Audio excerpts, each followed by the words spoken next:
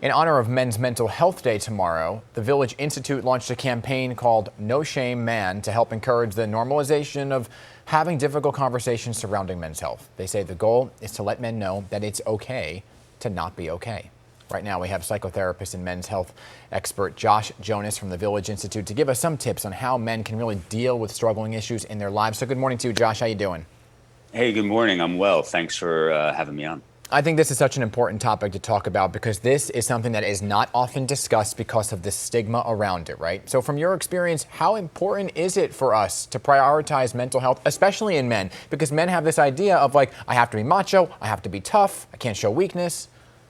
Absolutely. I mean, I think it's, I wouldn't be couldn't be a therapist if I didn't think it was so important. But, the thing is, I think about it like this sometimes. There's a great quote by a legendary boxing trainer. His name was Customato. And Customato said, the hero and the coward feel the same thing. It's just that one moves forward and the other moves back. And the problem is so many men don't know this. So many men believe that having painful feelings inside, just the having of them, means that they're doing something wrong. And once men believe that they're doing something wrong, that's when shame starts to set in. Yeah. And then when shame sets in, that's when men really start to isolate, try to go at things alone, or just isolate to try to stay away from painful feelings. And when we do that, it so does not work. When we try to stay away from painful feelings, they grow exponentially. And so there's such a better way of dealing with these things and such a better way of working with them.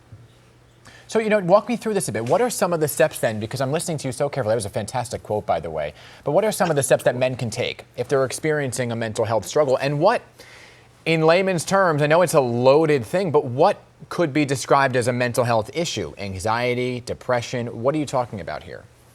So again, such an important question here because, and this is really what the campaign is about, because so much of the time when we speak about mental health, there is anxiety, there is depression, there is sadness. And especially with men, there's also just something called drift, which is this very sort of low level thing where your life is not going in the way that you want it to go, but it's very hard for you to pinpoint exactly why. And so you just kind of feel adrift. But in terms of tips, because, insight is important, but we also want to have our to-dos.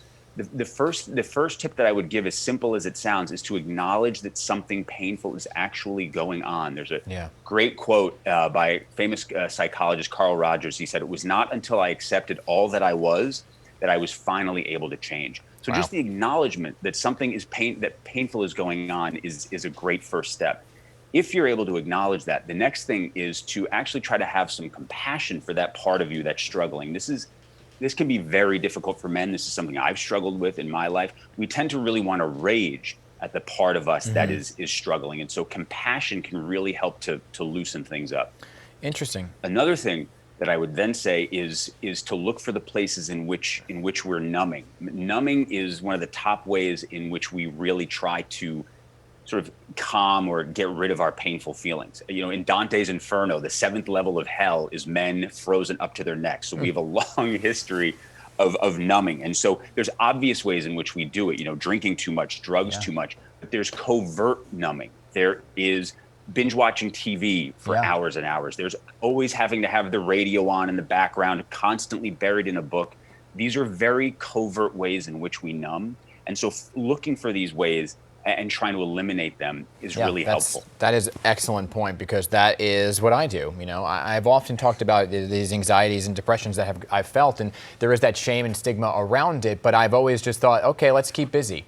Let's just do everything in my power to ignore that there's this hamster wheel of emotion going on in my head, and just kind of look at the shiny object to the right and pretend it's not existing, and not picking up the phone to actually call and actually get help. So I want to get to this important thing for those who are hearing that other men are experiencing this and realizing it's okay. You launched a campaign to normalize mental illness, especially among men. So tell me real quick, because we're running out of time, about the No Shame Man program.